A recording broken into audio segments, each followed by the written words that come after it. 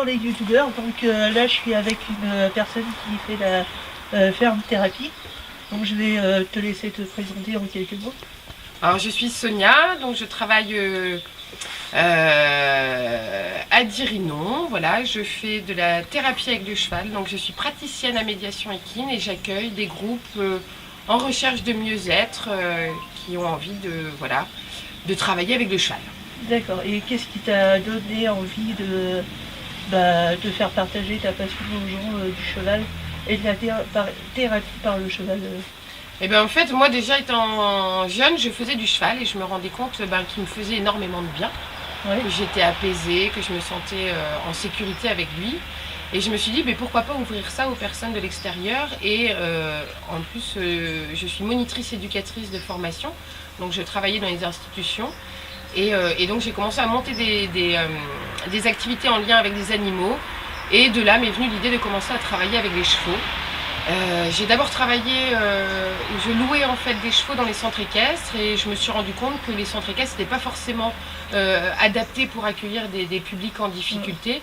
Donc j'ai choisi d'acheter cette structure et de mettre tout en œuvre pour avoir un accueil adapté.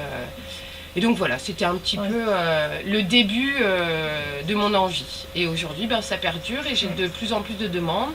Et on se rend bien compte que le cheval fait du bien. Oui.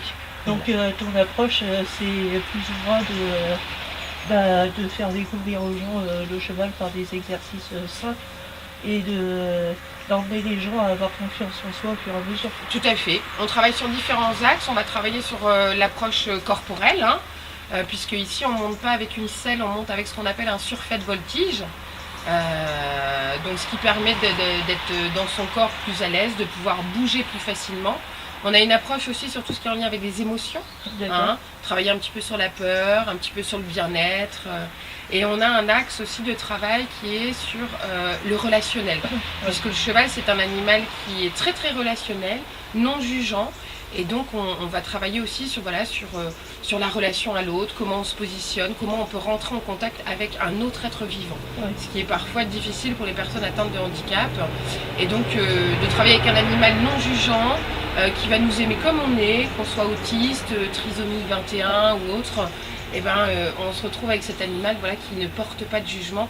Et ça c'est très intéressant. Je rebondis sur l'autisme vite fait pour terminer ce cours d'interview. J'aurais deux questions à te poser par rapport à ça.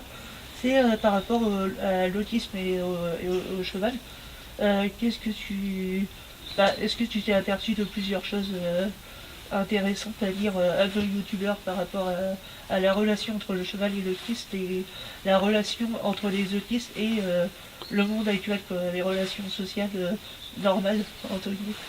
Alors l'autisme amène des difficultés, que ce soit de l'ordre relationnel, de comment est-ce qu'ils se vivent dans leur corps.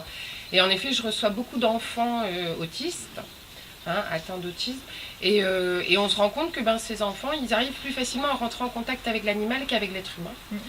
Et ils vont pouvoir expérimenter des choses de par le fait d'être en situation de portage, d'être mis à cheval, et ils vont pouvoir expérimenter leur corps et mieux se situer dans cette enveloppe un petit peu corporelle qu'ils maîtrisent mal.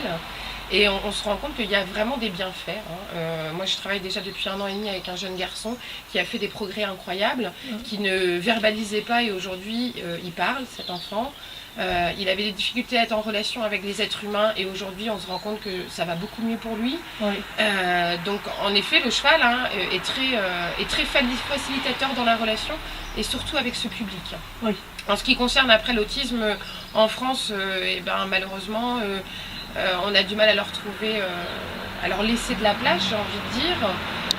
Il faut savoir que dans d'autres pays comme notamment en Allemagne ou en Suisse, ils sont beaucoup mieux intégrés.